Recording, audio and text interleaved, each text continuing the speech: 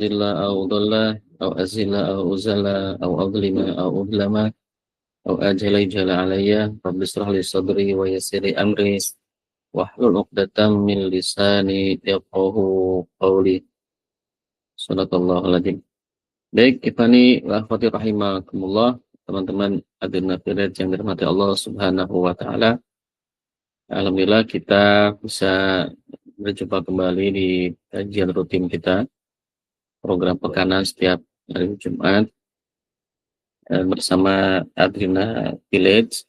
Semoga Allah berikan taufik dan hidayahnya buat kita semua sehingga kita bisa terus istiqomah di jalan yang benar, di jalan yang dituntun ya oleh Allah Subhanahu wa taala, dan jalan yang dicontohkan oleh Rasulullah Sallallahu Alaihi Wasallam. Ya, sebagaimana doa yang sering kita panjatkan, Allahumma arinal haqqa haqqa warzuqna tiba'ah wa arinal batila batila warzuqna istinabah. Baik, ikhwani wa akhwati rahimakumullah, kita akan lanjutkan kembali pembahasan hadis di kitab Taisir Fathil Mubdi di Syafri Mukhtasar Az-Zabidi di Syekh Al-Imam Abdullah Ibnu Hijazi Asy-Syarqawi. Kita masuk ke hadis yang kedua ya, tentang ma'muratu wa manhiyatu nabawiyah ya, perintah-perintah dan larangan-larangan Nabi. Baik, Anil Bara'i ibni Azibin radhiyallahu anhuma qala amarna an-nabiyyu sallallahu alaihi wasallam bisab'in wa nahana an sab'in. Amarna bittiba'il janaiz wa iyadatil marid wa ijabati da'i wa nasril maghdum wa ibraril qasami wa raddis salami wa tashmitil atas wa tashmitil atis. Wa nahana an aniyatil fiddati wa khatamidh dhahabi wal hariri wad dibaji wal qasiyyi wal istabraq. Dari Al-Barra bin Azib radhiyallahu anhuma, Allah berkata, amarona, memerintahkan kepada kami an-nabiyyu sallallahu alaihi wasallam, Nabi sallallahu alaihi wasallam bisab'in dengan 7 ya. Jadi ada perintah, ada 7 perintah yang disampaikan oleh Rasulullah sallallahu alaihi wasallam. Kemudian wa nahana an sab'in, dan Nabi melarang kita dari 7 hal. Dia ada 7 perintah, ada 7 larangan. Apa sajakah perintah dari Rasulullah sallallahu alaihi wasallam? Amarona bittiba'il janaiz. Ya, Rasulullah memerintahkan kita untuk mengiringi jenazah. Ya, jadi bittiba'il janaiz. Yang dimaksud dengan mengiringi janaiz ini adalah al-masyi ma'al janazah, berjalan ya, mengiringi atau mengantarkan jenazah sampai ke kuburannya. Nah, maksud bittiba'il janaiz ternyata bukan hanya sekedar mengantarkan jenazah sampai ke kuburan. Tetapi wal muradu a'ammu minal masyi wa huwa as-salatu 'alaiha wa tasyyi'iha wa dafniha. Termasuk juga ikut mensolatkan ya, kemudian ikut mengantarkan dan ikut memakamkan atau menguburkannya. Nah, ini salah satu perintah Rasulullah sallallahu alaihi wasallam kepada kita ya. Jadi amarna bittiba'il janaiz. Jadi mengiringi jenazah. Kemudian yang kedua, wa iyadatil marid. Ya, iyadatil marid yakni ziyaratuhu, mengunjunginya, ya, mengunjungi orang yang sakit. Ya. Nah, wasummiyat az-ziyaratu iyadatan, diberi nama az-ziyarah di sini diberi nama iyadatan. Kenapa? Li'anna sya'nahal 'audu wat tikrar. Karena memang melakukan ya, menjenguk orang sakit itu bagusnya itu memang dilakukan berulang-ulang. Jika sedang sakit, kita jenguk, kemudian masih sakit, kita jenguk lagi. Gitu ya. Nah, ini memang sunnahnya kita berulang. Dan memang ketika kita menjenguk orang sakit itu tidak terlalu lama, ya, karena memang takutnya mengganggu istirahatnya dan sebagainya. Cukup jenguk, kita doakan, kita kasih motivasi, sudah pamit izin. Jika masih sakit di waktu lain kita jenguk kembali.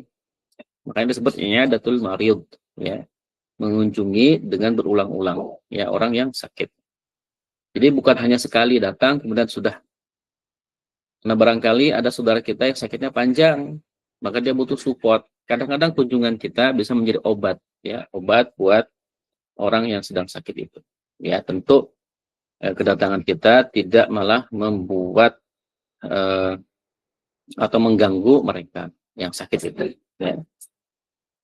Yang kedua tadi ya, wa'iyadatil marid, wa ijabatid da'i. Kemudian yang ketiga adalah menunaikan atau memenuhi undangan. Yang dimaksud dengan wa ijabatid da'i di sini, memenuhi undangan adalah ila walimatin wa nawiha. Undangan acara walimah dan sejenisnya. Ya. Nah, jadi salah satu kewajiban kaum muslimin itu adalah memenuhi undangan dari saudaranya. Jadi kalau misalkan di antara kita ada yang menikah, kemudian mengundang, ya jika tidak ada uzur syar'i yang menghalangi untuk kita bisa hadir, maka kita wajib hadir. Ya.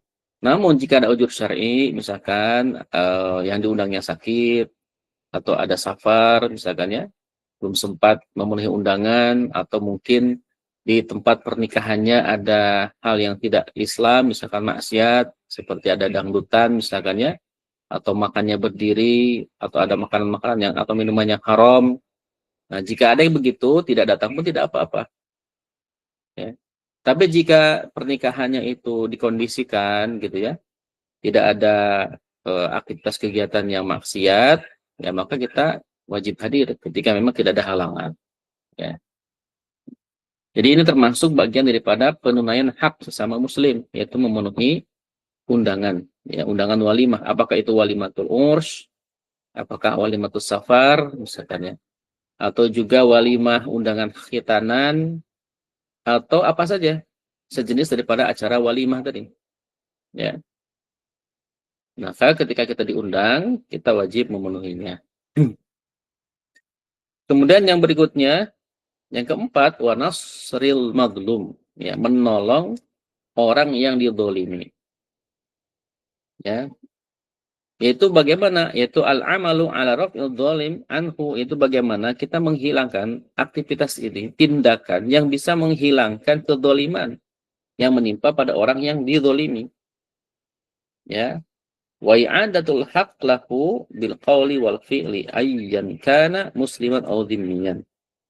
Dan mengembalikan hak kepadanya, kepada orang yang didolimi tersebut, dengan baik dengan ucapan kita, misalkan kita hanya bisa ngomong, ya ngomong. Atau juga dengan tindakan, bisa dengan tindakan apakah mencegah dengan fisik, ya, atau kita punya kekuasaan hukum, misalkan kekuatan hukum bisa juga kita lakukan dengan kekuatan hukum, misalkan polisi, gitu ya, akan punya kekuatan tuh, punya solahiyah untuk menghentikan kedoliman, ya, atau mungkin pejabat negara yang punya solahiyah atau wewenang untuk menghentikan kedoliman. Siapa saja, ya siapa saja yang didolimi, apakah muslim ataupun non-muslim. Ayankan musliman atau dhimmiyan. Jadi apakah dia muslim, ketika didolimi kita wajib menolongnya. Atau bahkan orang kafir dhimmi. Orang kafir dhimmi itu adalah orang kafir yang tinggal di dalam negara Islam. Ya, maka dia juga wajib ditolong. Ya, ketika didolimi oleh siapapun. Ya, semampu yang kita bisa lakukan. Ya, kalau tidak mampu dengan fisik, dengan tindakan, bisa kita dengan lisan, misalkan melapor, atau mungkin memanggil orang-orang, minta tolong, dan sebagainya. Jadi semampu apa yang bisa kita lakukan untuk menghentikan kedoliman yang terjadi kepada orang yang didolimi. Ya. Kemudian, wa ibraril qasam. Ya. Wa ibraril qasam itu artinya menunaikan sumpah. Ya. Menunaikan sumpah dengan sumpah yang baik, atau dengan mentaati sumpah. Ya, sidquhu wa adamul hinsi fihi wa ibraruhu yani ja'luhu baron. Ya, fal muradu tasdiqul halifi fi halfihi. Ya. Maksudnya adalah orang yang bersumpah itu memenuhi sumpahnya itu. Nah, ini yang dimaksud dengan wa ibraril qasami itu adalah orang yang bersumpah itu harus memenuhi sumpahnya. Jangan sampai dia ingkar sumpah. Ya, dia menunaikan, merealisasikan apa yang dia sumpahkan. Hanya hati-hati ketika kita bersumpah, yang namanya sumpah itu ketika menyebut nama Allah. Jadi bagi orang yang beriman, ketika mau bersumpah, itu hanya boleh menyebut nama Allah. Dengan kalimat wallahi, tallahi, billahi. Tidak boleh dengan menyebut nama selain Allah. Misalkan demi bumi, ya, demi motor, misalkan demi istriku, demi orang tuaku, tidak boleh. Ya, bagi kita, ketika kita mau bersumpah, harus menyebutkan nama Allah. Dan ketika kita sudah bersumpah, maka wajib kita menunaikan sumpah tersebut. Ya, ketika kita menyatakan wallahi demi Allah misalkan. Lalu apa kalimat berikutnya? Maka kalimat berikutnya karena sudah diawali dengan kalimat wallahi tadi, maka dia harus menunaikan sumpahnya itu. Jika tidak bisa, maka dia wajib membayar kafarat. Nah, wajib membayar kafarat daripada sumpah yang tidak terrealisasikan. Ya. Kemudian warad bis salam. Yang berikutnya adalah membalas salam. Jadi membalas salam di sini juga hukumnya wajib. Ya, membalas salam. Jadi ketika ada orang yang mengucapkan salam kepada kita, maka hukumnya wajib kita membalasnya. Ya, misalkan assalamualaikum, jawabnya waalaikumsalam warahmatullahi. Dilebihkan. Jika ada orang yang mengucapkan salam assalamualaikum warahmatullahi, maka kita jawabnya waalaikumsalam warahmatullahi wabarakatuh. Lebihkan. Ya, kalau dia ucapin assalamualaikum warahmatullahi wabarakatuh, ya maka kita jawab ya semisal waalaikumsalam warahmatullahi wabarakatuh. Ini Masya Allah ya, ini kalimat salam ini memiliki makna yang luar biasa. Bagaimana saudara kita mendoakan kita untuk selamat di mana saja, kapan saja. Ya, assalamualaikum, coba keselamatan wajib atas kamu. Semua keselamatan, apapun itu, dimanapun itu. Gitu. Jadi kalimat assalam di situ karena menggunakan alif lam di depannya itu menunjukkan jenisnya itu jenis keselamatan yang Allah tetapkan. Namun maknanya luas, keselamatan apa saja, di mana saja, kapan saja. Nah, ketika ada orang mendoakan kita assalamualaikum, bahkan menggunakan kata ala yang menunjukkan banyak dan berat, ya, maka kita wajib menjawab waalaikumsalam. Pakai alif lamnya waalaikumsalam, bukan waalaikumsalam. Tapi waalaikumsalam. Alif lamnya di bawah. Nah, untuk menyeimbangkan doa yang telah diberikan oleh teman kita kepada kita. Kalau kita hanya jawab waalaikumsalam, berarti kita pelit. Ya. Apalagi misalkan hanya jawabnya lam, ya. Assalamualaikum, lam. Nah, apa itu lam? Jadi jawabnya harus pas. Jadi, Masya Allah ya, kalau ini dipraktikkan sama kita sesama muslim, ya ketika bertemu mengucapkan salam, assalamualaikum, dijawab waalaikumsalam, maka insya Allah kehidupan kita sehari-hari akan penuh dengan kedamaian, kebaikan, dan keselamatan. Karena makna salam di situ kan luas, keselamatan, kebaikan, kedamaian, ya ketaatan, ketundukan, kepatuhan. Insya Allah keharmonisan itu juga bisa. Ya, jadi jangan sepelekan membalas salam. Ya, waalaikumsalam warahmatullahi wabarakatuh. Dan hukum membalas salam itu wajib kifayah memang. Jadi kalau ada satu orang yang sudah menjawabnya, maka gugur dosa. Tapi ketika tidak ada satupun yang menjawab salam dari orang yang mengucapkan salam, maka dosa. Ya, wa tashmitil atisi, ya, dan mendoakan orang yang bersin. Ya. Jadi ketika ada orang yang bersin itu harus orang muslim, ya. Wa tashmitil atisi yakni bisyin al-mujamah wa ruwiya bisin tasmit, ya. Mushtaqun minal syawamit wa hiya al-qawaim. Faka'annahu da'alahu bi thabatihi ala ta'atillahi awil muradu bisyawamili man yashmut fi syakhsi ay yafrahu fihi idha hasala lahu ma yadurruhu fayakunu du'aan li daf'i syawamiti anhu. Jadi maksudnya adalah kata wa tashmitil atis itu menggunakan shin besar, tashmit, ya, bishin. Ada juga riwayat dengan sin kecil, tasmit, Ada tasmit, ada tashmit. Ya. Tapi maknanya sama, yaitu al-qawaimu balasan. Ya, jadi membalas orang yang bersin. Gitu ya. Ya, ini seolah-olah mendoakan dengan ketetapan ketaatan kepada Allah Subhanahu wa taala. Jadi ketika ada orang mengucapkan ketika ada orang bersin lalu mengucapkan alhamdulillah, maka jawab oleh kita ya yarhamukallah. Nah, itu doanya, doa bagi orang yang bersin. Lalu apakah yang bersin boleh jawab lagi? Boleh. Yahdikumullah. Ya, atau lebih lengkap lagi yahdikumullah wa yuslihu balakum. Bisa begitu ya. Nah, ini saling mendoakan, ya.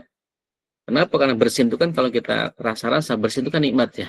Seolah-olah jadi ketika hadis itu kan Masya Allah kotoran keluar ya, bahkan mungkin ingus yang menyumbat hidung kita pun keluar sehingga menjadi plong hidung kita. Maka ucapan yang tepat atas nikmat bersin itu dengan ucapan alhamdulillah. Karena nikmat banget bersin itu. Maka nikmat itu disunahkan membalas dengan balasan yang lain. Yarhamukallah. Dibalas lagi oleh orang yang sedang bersin, yahdikumullah wa yuslihu balakum. Nah, ya. Jadi insya Allah kalau saling mendoakan seperti itu, bersin saja itu bisa menjadi wasilah kebaikan dan keselamatan bagi orang yang mendengarkan bersin, mengucapkan alhamdulillah dan membalasnya dengan balasan alhamdulillah tadi. Ya, Masya Allah. Ya. Nah ini dia ada 7 perintah Nabi Shallallahu Alaihi Wasallam.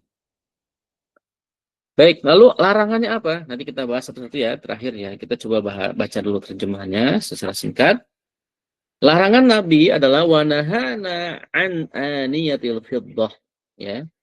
Rasul atau Nabi melarang kita untuk menggunakan apa? Bejana al-fiddah. Bejana atau tempat minum atau apapun itu yang digunakan untuk menyimpan air atau makanan, aniyah itu, yang terbuat dari perak.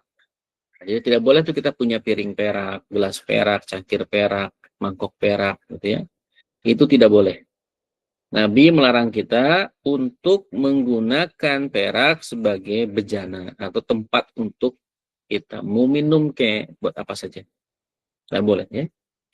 Wa khatamidz dzahab dan emas, cincin emas. Ya.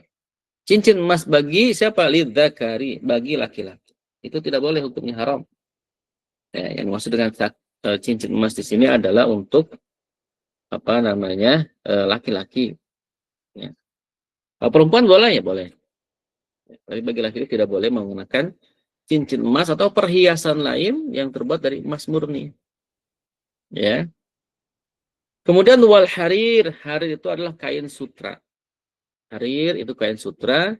Wadibaj ini juga sama, pakaian yang terbuat dari sutra. Jadi kalau harir tadi kain sutranya, dibaj itu salah satu produk dari sutra. Dibaj. Jadi pakaian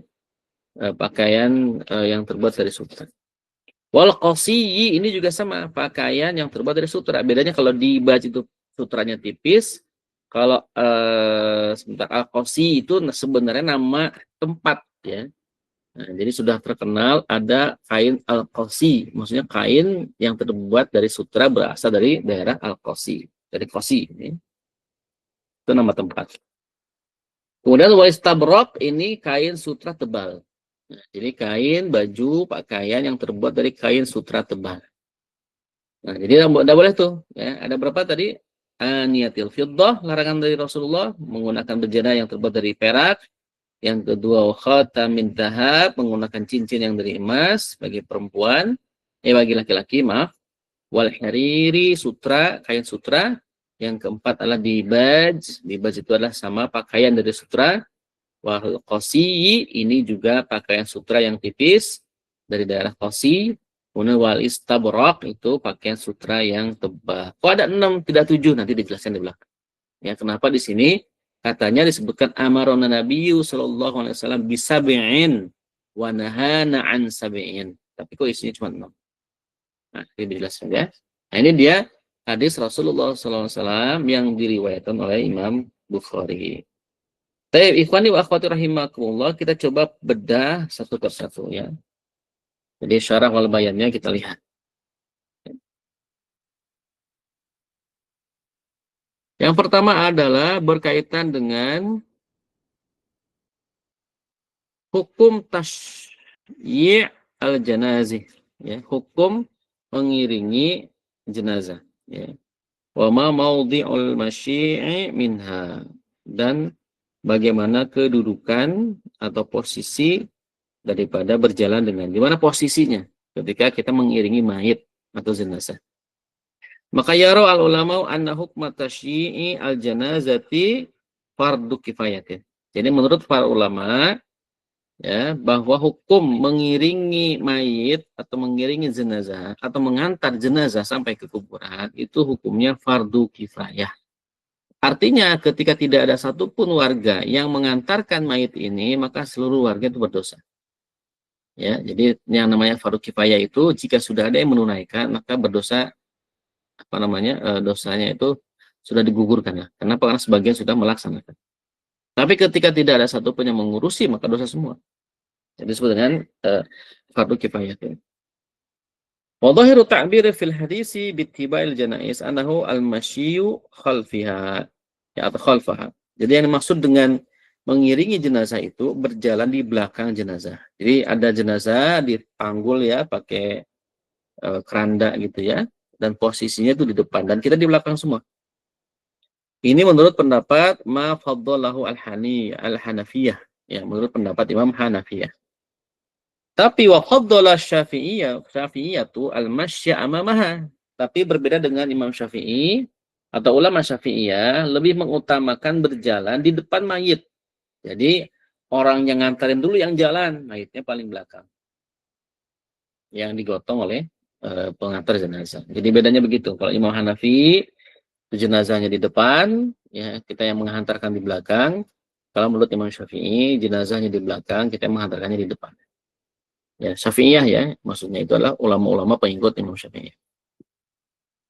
Kenapa lihat hadis si Abi Dawud? Karena ada hadis Abi Dawud wa ghairihi dan lainnya bi isnadin sahihin, dengan sanad yang sahih, an Ibni Umar radhiyallahu anhuma qala ra'aitun nabiyya sallallahu alaihi wasallam wa Abu Bakrin wa Umar yamshuna amamal janazah. Jadi ada apa dalilnya? Kenapa ketika mengantarkan jenazah kita di depan, bukan di belakang? Karena hadisnya ini. Ya, jadi yang pro tentang posisi jenazah itu di mana, yaitu di depan, maka ini dalilnya. Ya.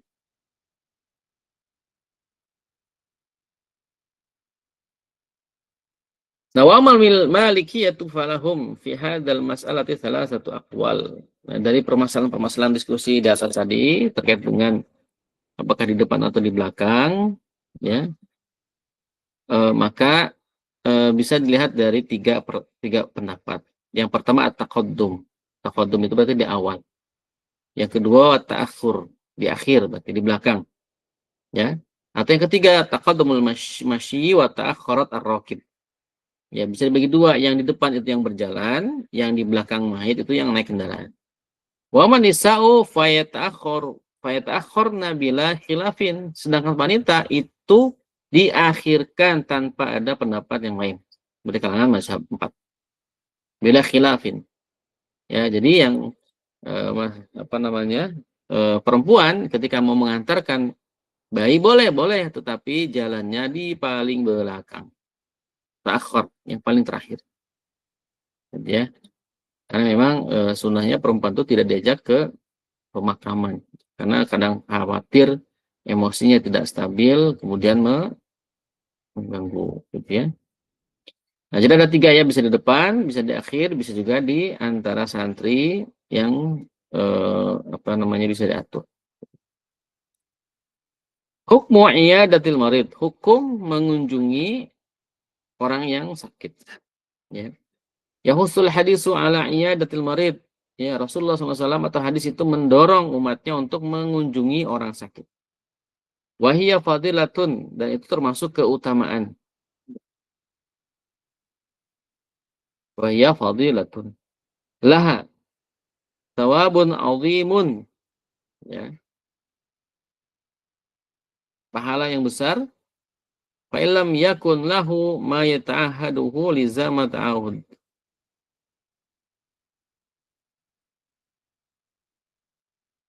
Jadi maka jika tidak ada yang bisa menjaganya, maka harus di ta'ahud. Ja fi sahih Muslim an Thawbani anna Rasulullah sallallahu alaihi wasallam qala innal muslima idza ada akhahu al muslima lam yazal fi khurfatin insyaallah ya al jannah hatta yarji. Sesungguhnya bagi seorang muslim apabila seseorang saudaranya muslim mengunjungi dia ya di apa namanya fi khurfah di taman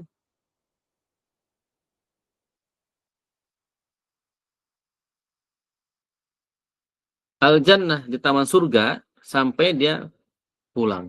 Nah, jadi ya. Jadi ketika kita mengunjungi orang sakit dan ketika kita sedang mengunjungi itu, kata Nabi Sallallahu Alaihi Wasallam, itu akan disiapkan surga, ya, sampai taman surga ya, khurfatil jannah. Dia akan disiapkan taman surga sampai kemudian dia pulang. Jadi kalau sudah pulang dari menjenguk, taman surganya udah nggak ada lagi. Masya Allah. Ini menunjukkan pahala yang besar bagi orang yang mengunjungi orang yang sakit. Karena memang kan gini kadang-kadang orang yang sakit-sakit itu kan suka bete, bosen gitu ya. Di kamar terus, dia perlu hiburan, perlu ajak obrol ya kan. Ya maka mau nggak mau ya temannya. Kalau mau saudaranya kan terbatas. Tapi kalau temannya kan kadang-kadang bisa. Ya apalagi temannya banyak ya. Makanya mengunjungi orang sakit itu bagian daripada hakul muslim. Ya, hak seorang muslim dikunjungi oleh muslim yang lain. Ya. Kemudian eh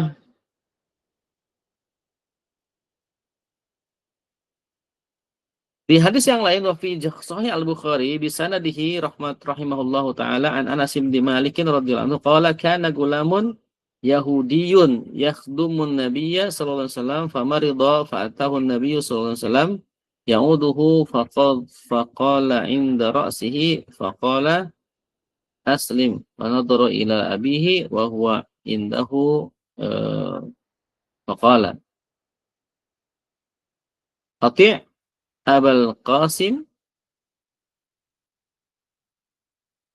Ati' Abul Qasim fa aslama fa kharaja Nabi sallallahu alaihi wasallam wa huwa yaqul alhamdulillahilladzi anqadhahu minan nar. Ya. Tidak ada riwayat ya berkata padanya aslim ya. Maka orang itu ayahnya kemudian orang itu melihat ayahnya. Jadi ayahnya itu dan dia bersamanya. Maka dia berkata Ati' Abul Qasim, turutilah ayahnya Qasim. Ya. Fa'aslama, maka dia pun berislam. Fakharajan Nabi, maka Nabi kemudian keluar dan dia bersabda, Alhamdulillahilladzi anqadhahu minan nar. Anqadhahu, bebaskan atau selamatkanlah dari api neraka. Ini doa yang dipanjatkan, maksudnya luar biasa. Baik, kemudian wahal yadkhulu ghairul muslim fil hadis, apakah non muslim masuk? Ya, masuk dalam konteks hadis ini. Misalkan tadi disebutkan misalkan kita mau menjawab bersin gitu ya, apakah non muslim juga perlu atau mengiringi jenazahnya non muslim gitu ya. Nah, min adabi ziyaratil marid an takuna khafifah ya. Ya sebentar. Wa yastawi fi hadha kulli marid al muslim wa ghair muslim wa siddiq wal adwi min man ya'rifuhu wa man lam ya'rif. Jadi ternyata mengunjungi orang sakit itu tidak dipilah-pilih. Siapa saja, mau orang kafir kek, orang jujur ke, orang yang tidak adil ke, orang yang fasik pun juga ketika dia sakit itu wajib kita kunjungi. Ya, tidak boleh kita abaikan. Kemudian roja'u taubatihi wa talabu hidayatihi. Ya, harapan untuk diterimanya taubat.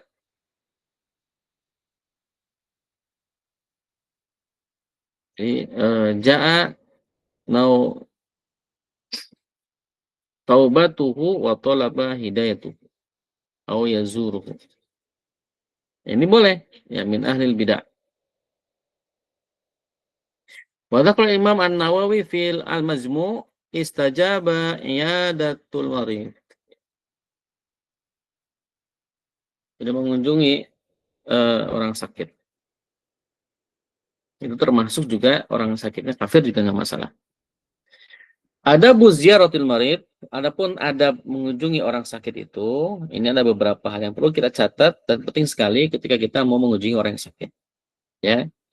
Yang pertama antakuna khafifatan, hendaklah ziarahnya itu bersifat khafifah. Khafifah itu tidak memberatkan. Datangnya kita menjenguk orang sakit bukan malah membuat berat. Misalkan terlalu rame datangnya, dibagi-bagi kelompok, ya, biar di ruangannya tidak sempit, ya, ada udara segar karena lagi sakit, ya. Yang kedua, wantakuna yauman ba'da yaum, dan mengunjunginya itu hendaklah yauman ba'da yaum. Jadi sehari ini kejenguk, nanti kalau masih sakit jenguk lagi di lusanya gitu. Ini bukan ketika jenguk langsung lama, ngobrol ngalor ngidur itu lama, ya. Menjenguk orang sakit itu cukup sebentar saja, tapi sering gitu. Selama pasiennya ini memang belum sembuh-sembuh. Maka insya Allah seringnya kita menjenguk, selain kita mendoakan mereka yang sakit untuk sembuh, dan juga memberikan efek yang luar biasa bagi santri, ya, atau bagi siapapun yang dijenguk, dia merasa lebih bahagia. Kenapa? Karena sering dijenguk oleh teman-temannya, insya Allah, ya. Jadi makanya ketika teman-teman Adrina ada yang salah satu di antara yang sakit, nah buat tuh program tabaruat. Tabaruat itu program, nah, bisa infak bulanan, ya nggak usah banyak-banyak, 5.000, 10.000, ya, dana untuk jika ada teman kita yang sakit, kita kunjungi. Oh, Pak, Masya Allah, makin bahagia, senang, bahagia, dan itu bisa berpengaruh kepada kesembuhan. Ya, merasa, kan ketika sakit itu kan kadang kayak sendirian, gitu ya. Tapi ketika dijenguk oleh banyak orang, dia akan merasa banyak, kan, gitu ya. Kemudian adab yang berikutnya adalah wa mahallu dzalika fi ghairil qaribi was sadiqi wa nahwihima mimma yasta'nisu bihil marid. Ya. Eh,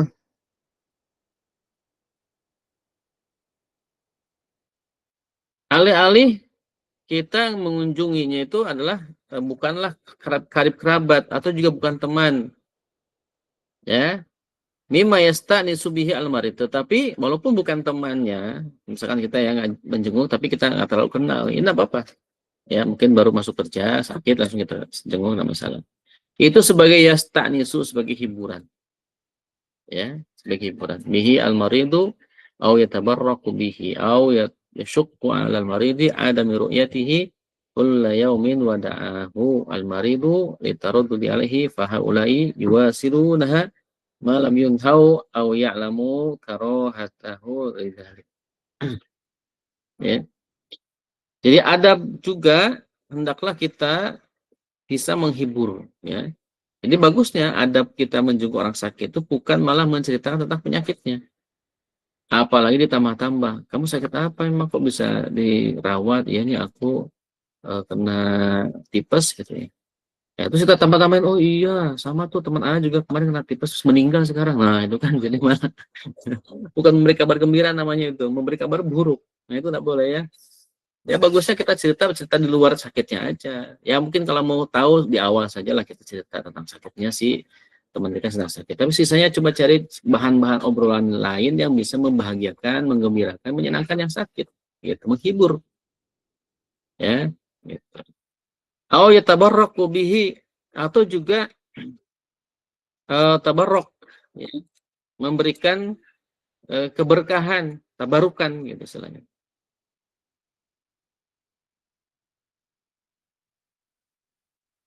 Ditabarukan daripada orang yang mungkin itu dikagumi oleh si orang yang sakit. Bisa tuh kita mendatangkan orang yang mungkin dikagumi oleh orang yang sakit. Itu bisa jadi hiburan, bisa jadi obat. Ya. Misalkan ada salah seorang jemaah yang ingin dikunjungi oleh ustadz siapa gitu ya. Dan kebetulan susah nyarinya dan ketemu. Dan ketika ketemu dikunjungi oleh ustadz itu bahagianya minta ampun. Maka tidak masalah. Itu juga. Ini salah satu daripada adab.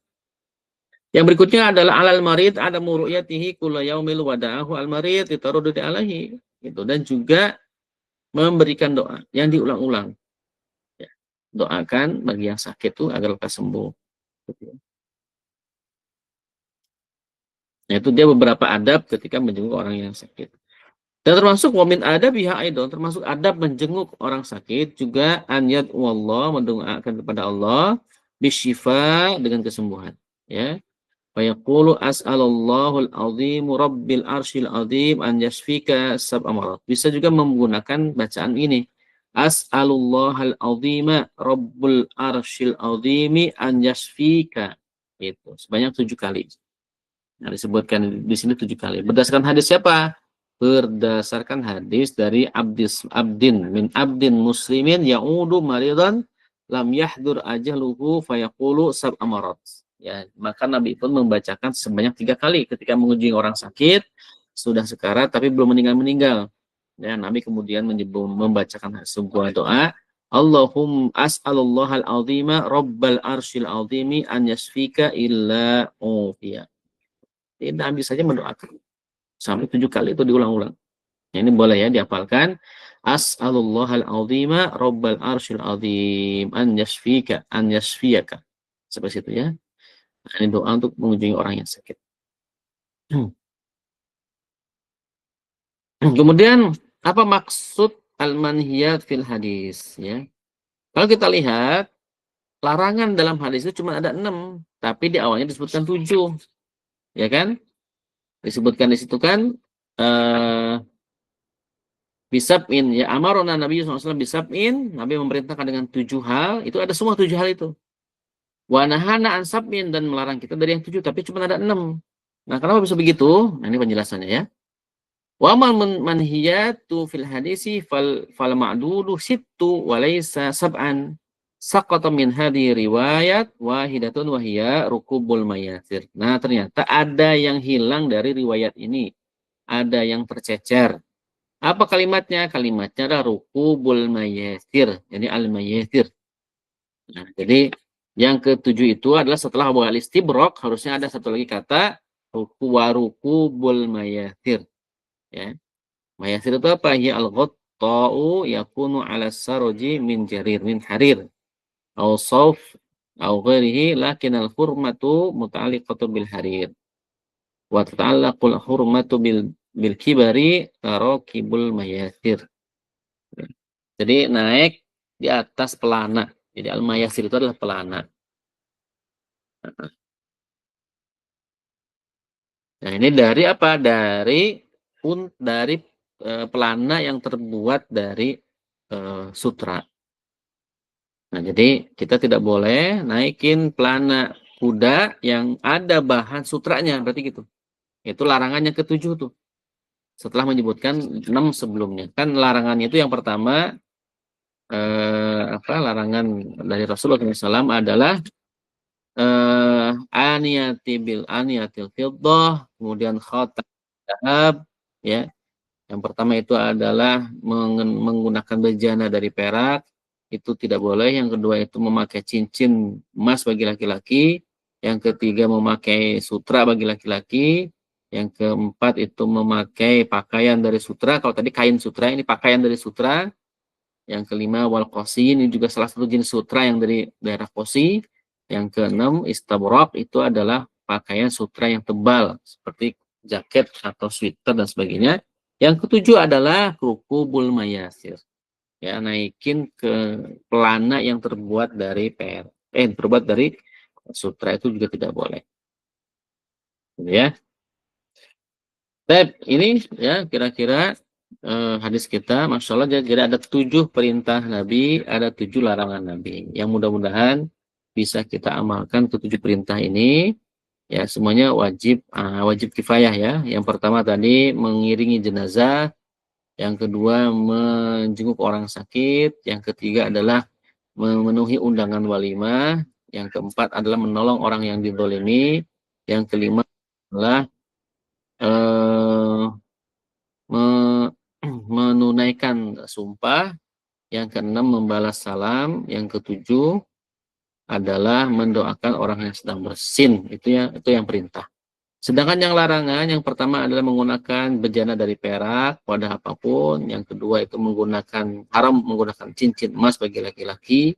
Kemudian juga haram hukumnya memakai kain dari sutra bagi yang laki-laki, atau dibaj pakaian juga dari sutra.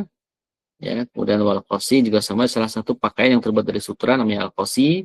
Yang terakhir istabrak, kain sutra tebal. Yang terakhir adalah rukubus sawair, ya naik pelana rukubul mayasir, naik kelana, ya kelana kuda yang terbuat dari sutra. Ya, wallahu alam bisawab. Kira-kira itu ya, mudah-mudahan bermanfaat karena waktu sudah masuk asar. Silakan Al-Fakir serahkan kepada Bayu kembali. Tafadhol Bayu. Ya, baik, terima kasih jazakallahu khair kepada Ustaz Zainal yang sudah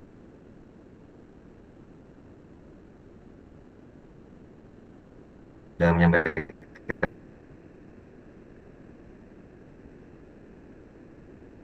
ilmunya pada kita. Mungkin izin nanya untuk Bu Ani, kenapa? Boleh? Iya, suaranya Mas Bayu ini ya putus-putus. Sinyalnya kayaknya, Bu. Ya, Ustadz, boleh nanya satu ya Ustadz ya.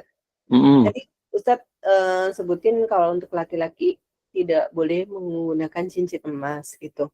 Nah kan kalau mereka baru tunangan gitu atau apa sih namanya menikah gitu ya, baru menikah itu kan tukar cincin gitu ya Ustadz ya. Nah pakai cincin emas juga sering anak-anak orang muda lah gitu ya belinya gitu itu gimana tuh dah itu kalau kayak gitu? Ya, tidak boleh laki-laki mengenakan cincin emas. Ya, kalau misalkan diganti dengan cincin yang bukan terbuat dari emas, ya alangkah lebih baik begitu.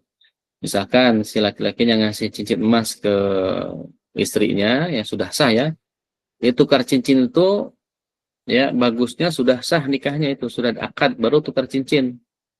Ya, bukan pas lamaran. Kalau lamaran ngasih aja ke ibunya cincin perak misalnya untuk nandain bahwa dia sudah dilamar itu boleh. Ya, atau pakai emas juga nggak masalah laki-laki ngasih cincin emas kepada wanita. Karena kalau wanita boleh memakai cincin emas. Tapi kan nggak sebanding Ustadz, misalkan masa si perempuan dikasih cincin emas, laki-laki cuma perak, ya kan? Ya bisa diganti dengan emas putih. Kalau emas putih laki-laki boleh, karena emas putih itu kan itu bahannya bukan emas kuning ya, dia itu dari apa, platinum kalau nggak salah ya. Kan disebut emas putih itu platinum kalau nggak salah ya. Ya, itu bahannya bukan bahan dari reaksi kimianya emas itu kan apa Z apa astagfirullahaladzim. Emas itu apa ya? Reaksi kimia emas ya? Itu ZA atau apa? Nah, yang penting reaksi kimianya itu berbeda gitu. Karena emas itu sudah spesifik.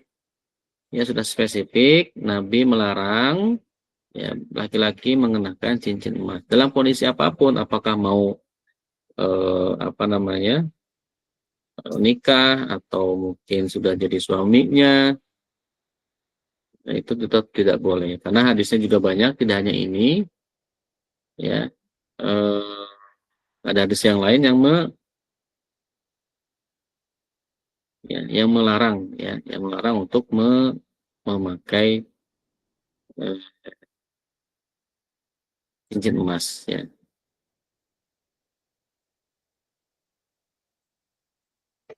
Nah, alangkah baiknya gunakan dari bahan yang lain. Boleh tukar cincin ya, apalagi sudah sah akadnya, tapi gunakan bahan yang lain, bukan emas AU ya. Jadi unsur kimianya, reaksi apa unsur kimianya itu adalah AU ya. Rumusnya itu kan AU. Nggak boleh yang mengandung AU emas itu. Nah, bisa juga dengan yang lain. Yang mau mahal misalkan yang emas putih ya. Itu kan dari platinum kalau nggak salah. Ya. Asal jangan ada campurannya. Ini ada juga campurannya. Emas putih itu ada juga campuran emas yang AU itu. Ya, tapi sebenarnya kalau platinum itu putih alami itu disebut emas putih ya boleh. Karena platinum kan bukan AU ya. Dia rumus unsur kimianya berbeda. Kalau mau yang lebih mahalan gitu ya. Gitu. Wallahu a'lam bishawab. Baik. Baik, terima kasih jazakallahu khair pada Ustadz ya yang sudah menjawab pertanyaan dari Bu Ani, dan jazakallahu khair pada Bu Ani yang sudah menyampaikan pertanyaan. Izin merangkum sedikit dari apa yang sudah kajiannya, ilmu dari kajian yang sudah disampaikan oleh Ustadz Zainal. Jadi dalam hadis sahih ada 7 perintah oleh Nabi Shallallahu Alaihi Wasallam pada para umatnya, termasuk kita. Yang pertama itu mengiringi jenazah, yang kedua mengunjungi orang sakit, yang ketiga memenuhi undangan, yang keempat menolong orang yang dizolimi, yang kelima menunaikan sumpah karena membalas salam, dan yang ketujuh mendoakan orang yang miskin. Kemudian di sisi lain juga ada 7 larangan yang dilarang oleh Nabi untuk para umatnya, yaitu yang pertama jangan memakai bejana dari perak, yang kedua tidak boleh memakai cincin emas untuk laki-laki, kemudian tidak boleh memakai pakaian dari kain sutra, kemudian tidak memakai pakaian dari sutra tipis dari posi dari suatu daerah, tidak boleh, dan juga tidak boleh memakai sutra tebal seperti jaket, dan yang terakhir itu tidak boleh naik di atas pelana yang terbuat dari sutra. Baik, cukup. Terima kasih karena waktunya juga sudah menunjukkan sholat asar ya, dan barusan juga sudah terdengar azannya. Jadi mungkin bisa kita cukupkan kajian perkenalan kita pada sore hari ini. Sekali lagi terima kasih jazakallah khair pada Ustadz Zainal, dan juga jazakumullah khair pada semua Bapak Ibu Mas Mbak yang sudah menyempatkan waktu untuk hadir pada kajian ini. Semoga Allah memberkahi kajian kita pada hari ini sehingga bisa memberikan kemanfaatan yang luas ya. Baik, cukup. Terima kasih. Karena tadi di awal kita buka dengan doa, maka mungkin kita juga bisa tutup dengan doa. Mari kita baca doa kafaratul majelis. Subhanakallah wa bihamdika, asyhadu an la Allahumma bihamdika asyhadu an la ilaha illa anta astaghfiruka wa atubu ilaik. Terima kasih. Wa iyyakum wa jazakumullah khair semuanya. Mas Bayu tadi ya nyebutinnya Ustadz Jailani ya. Tadi baru masih ini Pak Ustadz. Zena panggilan kampung saya. Oh, berarti